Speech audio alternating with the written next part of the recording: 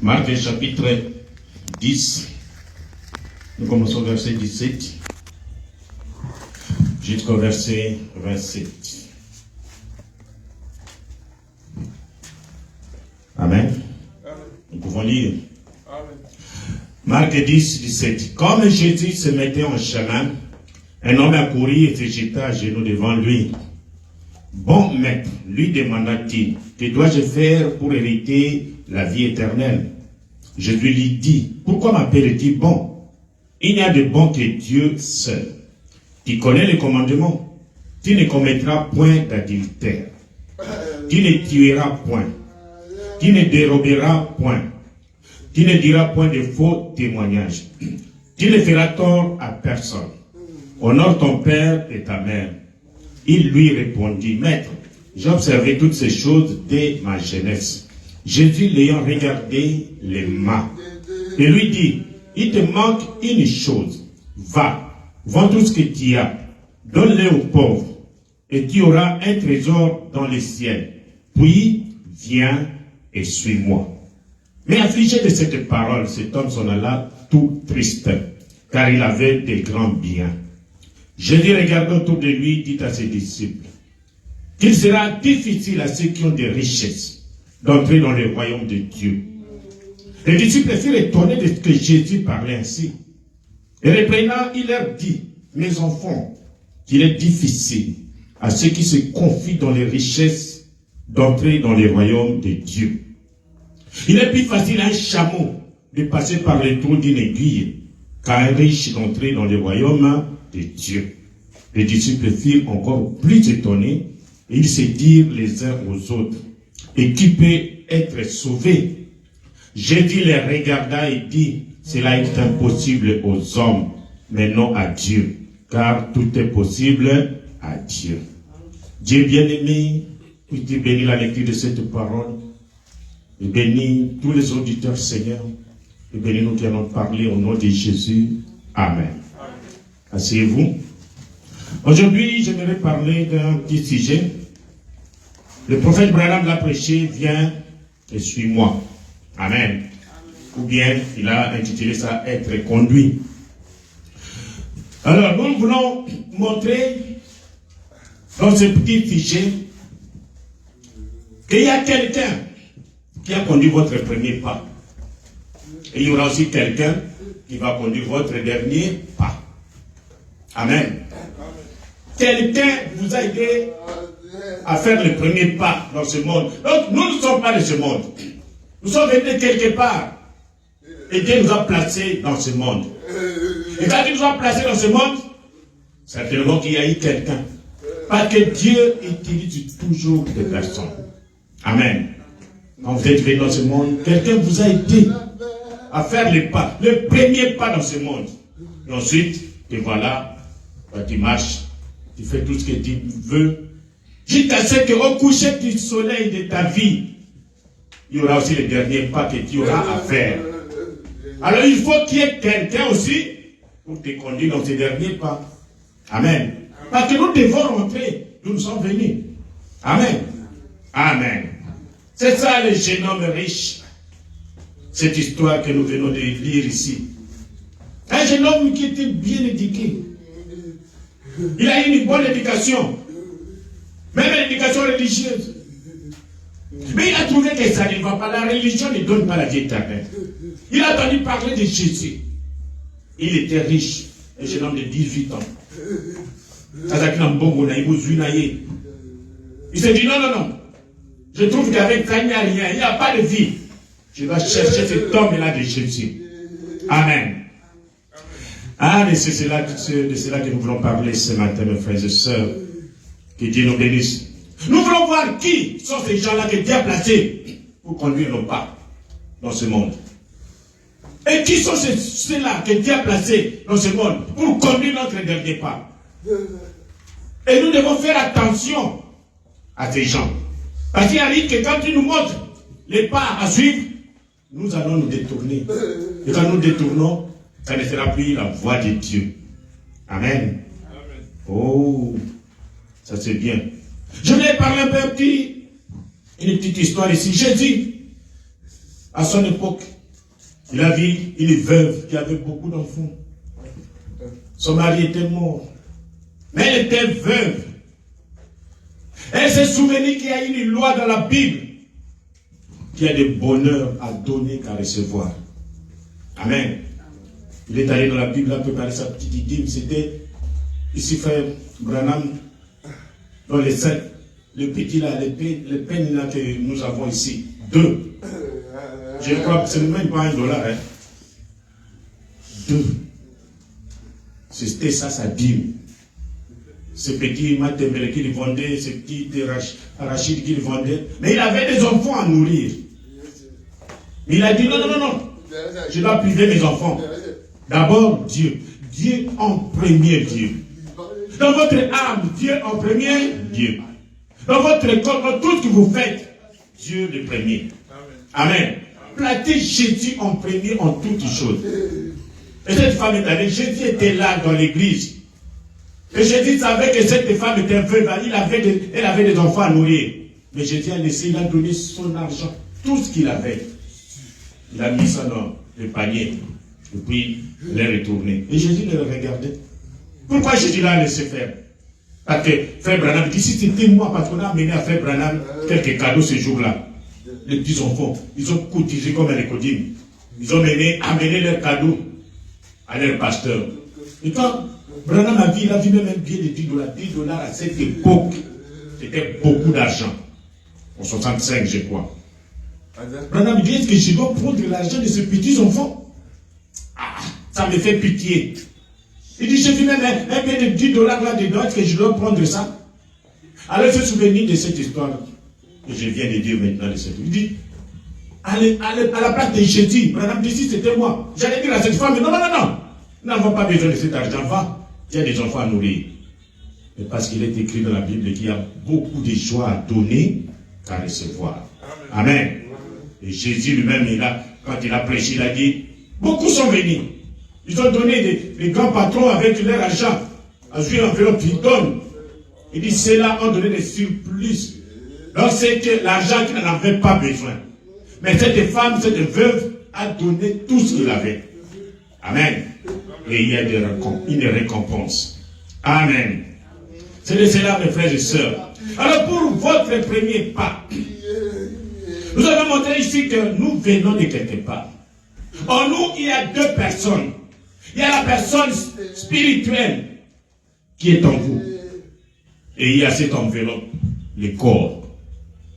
Et quand nous venons dans ce corps, à la naissance, ce corps est formé, ça peut bouger dans le corps de la maman, mais il n'y a pas d'esprit. Quand on a mis le médecin doit le prendre pour la sage-femme, pam, pam. Si l'enfant ne pleure pas moins, c'est-à-dire l'esprit n'est pas entré dans l'enfant. Mort-né. Amen. Mais quand on tape et que l'enfant ouvre la bouche, l'esprit, le corps céleste entre en lui. Et à partir de là, l'enfant commence. Et la vie commence. Amen. Et alors l'enfant ne sait pas marcher. C'est la maman qui va s'occuper de l'enfant. Jusqu'à ce que quand vous êtes au travail, le papa, vous êtes au travail, à votre retour, maman, la femme qui dit, papa, fiston, j'étais un pas, il a marché. C'est vrai, hein? Montre-moi un peu. Alors, tu vas voir, maman va venir, je vais, viens, fiston, viens, je vais montrer à papa. Et maman va tendre, même son petit doigt, et fiston va tenir. Il dit, fais un pas. Et l'enfant fait un pas. Et tu vois, il essaie un peu de laisser. Et l'enfant va venir essayer de s'accrocher à la main de la maman. Amen. C'est la maman qui est la première à nous aider à faire le premier pas dans ce monde. Amen. Et comme ça, premier pas, dès que vous avez jeté le premier pas, le deuxième viendra, le troisième, et te voilà. Tel que vous êtes là, vous ne connaissez pas comment vous avez fait le premier pas. Mais nous qui sommes des parents, nous connaissons chaque enfant quand est-ce qu'il a marché. Surtout les mamans connaissent à combien de mois l'enfant a marché. Il y en a qui marchent même à 7 mois et l'enfant a déjà marché. Il y en a qui attendent une année chute, l'enfant marche. Il y en a aussi les retardataires, une année, 1 mois, une année, 2 mois. Il y en a d'autres qui vont même à 2 ans. Amen. Mais la maman est la première à conduire les premiers pas quand nous venons sur cette terre. Amen. Et alors papa, quand tu vas voir comme ça, papa il est le chef de la famille. Ce n'est pas qu'il est très intelligent, mais c'est Dieu qui l'a placé chef de la famille. Il a la sagesse. Il va commencer maintenant à donner la sagesse à l'enfant. Fiston, ici dans la maison, nous prions. J'aime pas que vous ayez la mauvaise compagnie. Non, non, non. J'aime pas. Pas de mauvais camarades. Ok? D'accord. Il ne faut pas injurier maman. Il ne faut pas injurier papa. Pas de bagarre. Et surtout, pas de cigarettes. Amen. Donc papa donne maintenant la ligne de conduite à suivre. Et vous fiez à ça. Papa maintenant impose la sagesse aux enfants. Comme il est dit dans Ephésiens 6:1. Enfants, obéissez à vos parents selon le Seigneur, car cela est juste. Honore ton père et ta mère, c'est le premier commandement avec promesse. Afin que tu sois heureux et que tu vives longtemps sur terre. Nous savons que le premier commandement de la Bible, il est dit, tu n'auras pas d'autre Dieu devant ma face. Nous n'avons qu'un seul Dieu, c'est ça le premier commandement. Amen. Mais pour les enfants, leur premier commandement, c'est obéir aux parents, papa et maman. Amen. Quand vous obéissez aux parents, vous aurez une longue vie. Et vous aurez le temps de servir Dieu. Et c'est ce que Dieu veut. Que vous ayez une longue vie pour les servir, pour témoigner de lui. Amen. Et quand vous n'obéissez pas aux parents, c'est le diable qui vient. Il va écourter vos jours. Alors que Dieu avait besoin de vous pour que vous puissiez le servir. Et voilà que vous allez mourir avant. Parce que vous n'avez pas obéi aux parents. Amen. Si c'est là, mes enfants, respectez les parents. Ils sont là. Ils vous ont aidé à faire le premier pas dans ce monde. Alors, papa vous donne des conseils. Respectez ces conseils. Il y en a beaucoup d'enfants qui n'ont pas eu de bons parents. Il y en a. Leur problème, c'est de se disputer à la maison. Et les enfants vivent des scènes horribles à la maison. Il y en a qui ne veulent des femmes qui ne veulent pas préparer. Ils ont maintenant des hommes jusqu'ici. Ils étaient là. Heureusement qu'ici aux États-Unis, mais pas dans tout le monde. On vous met une marmite, vous mettez seulement du riz, vous allez vous balader partout. Quand vous revenez, tout est cuit. Il y a même des marmites, vous mettez tout là-dedans, et vous allez vous revenez, tout est cuit. Heureusement. Mais pour ceux qui n'ont pas ça, la femme doit s'occuper la maman doit s'occuper des enfants. Amen. Quand on donne la loi aux enfants, d'être obéissant aux parents, c'est de la même façon qu'on donne la loi aux femmes. Femmes, soyez soumises à votre mari. Une bonne femme, quand vous allez, une bonne femme, c'est celle qui organise sa maison. Mais une femme folle détruit sa maison. Comment? À tout moment de dispute avec son mari. À tout moment, le réveil qu'on a acheté hier, la bombe, jette-toi. Son problème, c'est de détruire sa propre maison. C'est ça une mauvaise femme. Oh, mes enfants. Et voilà que cet enfant ici, il est riche. Il a été bien éduqué. À la maison, il y a des réunions de prière. Non, non, non, non. Chaque soir, il y a la réunion de prière. Les petits enfants, il faut leur apprendre à prier, à s'abandonner à Dieu. Leur dire que quand vous allez à l'école, il y a des choses horribles maintenant à l'école. On vous enseigne que les femmes ils doivent se marier, les hommes doivent se marier, ce n'est pas un problème. C'est un problème. C'est contraire à la parole de Dieu. Amen. Il faut le dire à vos enfants. Oh, les jeunes gens maintenant commencent à trouer les oreilles. Les jeunes garçons avec des boucles. C'est un problème dans notre culture, dans la parole de Dieu, ta question. Amen. Et si ton enfant riche a été... Donc, il a grandi comme ça. Il a eu une bonne éducation. Il a eu même un moniteur de l'école de dimanche. Oh, il a donné cette éducation. Et quand nous quittons maintenant les parents, un autre conducteur qui arrive, c'est la maîtresse de l'école. Amen. On est là, on se précipite, on achète des uniformes. Parce qu'on vient envoyer notre enfant maintenant à un, on le confie à un autre conducteur. Qui est un conducteur? Un conducteur, c'est un guide. Il a des solutions. Il se place toujours devant. Quand il y a des difficultés, il trouve des solutions. C'est pourquoi nous nous confions aux guides. Et on les appelle les conducteurs intermédiaires. Parce que nous devons aller jusqu'au dernier pas pour voir quel conducteur Dieu nous a confié dans ce monde. Amen. Alors pour aller à l'école, il y a la maîtresse. La maîtresse va commencer maintenant à apprendre à l'enfant A, B, C. Pour que l'enfant lise la Bible. Matthieu 10, 17. Marc 10, 17. Oh, c'est bon. Cela va aider l'enfant. Le jeune homme riche a été comme ça. Il a appris à écrire. Il a appris à lire. Cantique numéro 220. L'enfant doit connaître cantique numéro 220. Dans n'importe quelle langue. Amen. C'est pour que c'est Dieu qui a créé toutes les langues.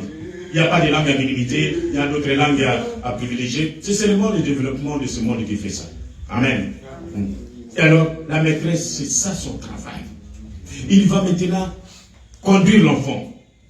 Il va lui montrer comment lire. Et alors, il dit, ne volez pas, ne filmez pas, ne mentez pas. Là, c'est dans la maison, quand il revient de l'école. Parce que là, à l'école, il a écouté des insanités. Il y en a d'autres qui disent, Dieu n'existe pas à l'école. Il y en a d'autres qui disent, non, on s'en fout. Mais quand il revient, il y a un pasteur, je ne sais pas, de la Zambie, quelque chose comme ça, quand nous étions à Kinshasa. Il nous a donné son témoignage, dit, mes enfants, quand ils reviennent de l'école, quand ils arrivent à la maison, je leur impose les mains pour chasser les petits démons qu'ils ont ramassés là-bas à l'école. Amen. Les démons, ce sont comme des, je ne sais pas. Ils viennent venir se coller aux enfants. Il suffit que vous soyez dans une ambiance, dans une atmosphère où il y a la mauvaise compagnie. Il ne parle que de mauvaises choses. Cela va vous infecter aussi. Et ces petits démons vont venir sur toi. Vous risquez de commencer à les nourrir et ils vont se développer. Et quand vous arrivez à la maison, papa, maman chasse ces petits démons. Allez, dehors. Et ils vont. Donc les enfants, vous devez étudier. Ce n'est pas mal d'étudier. Faites des études. Quand papa dit allez à l'école, allez à l'école. C'est pour étudier. Non pas pour aller copier de mauvaises camaraderies. Non pas aller copier des choses mauvaises. Laissez les cheveux comme les... Avant, quand nous grandissions, ce sont des femmes qui avaient de longs cheveux. Amen. Et cela va jusqu'aujourd'hui dans la Bible, c'est des Bibles qui ne changent pas. Mais maintenant, non. Ce sont les hommes qui ont des longs cheveux, ça nous étonne. Ce sont les hommes qui ont des boucles d'oreilles, ça nous étonne. Et les femmes préfèrent couper leurs cheveux, prendre les histoires ici, comment vous appelez ça, les chapeaux là, ils mettent. Et quand vous regardez la femme avec ça, vous dites, c'est joli, hein. Mais elle a coupé tous ses cheveux. Alors que Dieu dit que la femme ne coupe pas ses cheveux. Si la femme coupe les cheveux, si elle est mariée, son mari peut le répliquer parce qu'il a déshonoré son chef. Son chef, c'est son mari. C'est la parole de Dieu. Celui qui n'obéit pas à la parole de Dieu, il est contre Dieu. C'est un antichrist. Amen. Oh, et quand nous quittons la maîtresse de l'école, d'une maîtresse à l'autre, d'une maîtresse à l'autre, nous arrivons maintenant, l'enfant va terminer. Maintenant l'école, les high school. Les high school, il termine les high school allez. Il doit aller maintenant affronter les professeurs. Amen. Et les professeurs vont lui donner des enseignements solides pour qu'il soit formé. Devenir un jeune médecin, devenir un jeune ingénieur, devenir peut-être un avocat. des bonnes études. Les études qui ne contredisent pas Dieu. Les études qui ne disent pas, oh, nous avons étudié Dieu. Bon, philosophiquement parlant, et vous voyez, non, nous ne voulons pas ça. C'est que Dieu dit, reste la parole de Dieu. Amen. Faites vos études pour développer autre chose. Laissez la parole de Dieu aux pasteurs. Amen. Ils vont prêcher l'évangile. On n'étudie pas Dieu. On ne donne pas Dieu la forme. C'est Dieu qui nous donne la forme. Amen. Et quand vous terminez les études, c'est fini. Ces conducteurs intermédiaires ici ont fini leur travail. Vous êtes maintenant adultes. Amen. Vous devez maintenant entrer dans la vie active. Et faire le travail. Alors les jeunes hommes ici, le jeune homme est riche comme nous avons vu. Il a hérité, son père lui a donné la notion de la gestion économique, des affaires, de l'entreprise. Il a commencé à gérer. Il a eu toute l'éducation. Il a eu même l'éducation religieuse. Parce que quand il est allé aborder le Seigneur, il a dit, bon maître, que puis-je faire pour hériter la vie éternelle? Le Seigneur lui a donné les conditions pour hériter la vie éternelle. Tu ne mentiras pas. Tu ne voleras pas. Tu ne tueras pas. Amen. Comme les jeunes filles d'aujourd'hui, on vous donne toutes sortes de médicaments pour avorter. On vous autorise de faire l'adultère, la prostitution, mais pourvu que, aux élèves, aux étudiants, mais pourvu que vous avortez, vous prenez les médicaments, ça vous êtes un assassin. Vous êtes en train de tuer les embryons que Dieu donne. Cet homme est là. Si vous avez fait comme ça, vous ne serez pas vivant. Amen. Mais laissez les autres venir. Suivez la parole de Dieu, mariez-vous correctement. Pourquoi vous précipitez? Amen. Comme c'est devenu répugnant, je ne sais pas les mots utilisés. Nous avons vu une vidéo qui circule maintenant. À nos étudiants, nous on a laissé ça hier, je ne sais pas ce que cette école est devenue aujourd'hui.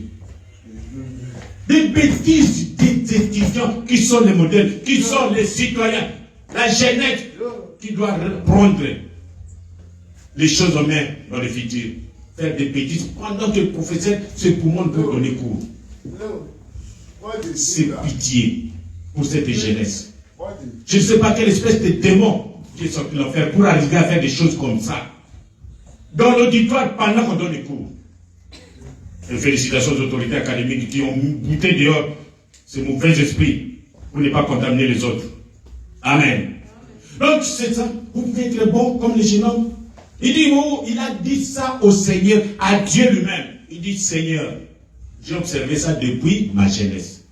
Il n'a pas menti. Et quand Jésus a regardé, il a dit, oh, mais ce jeune homme dit vrai. Et Jésus l'a aimé.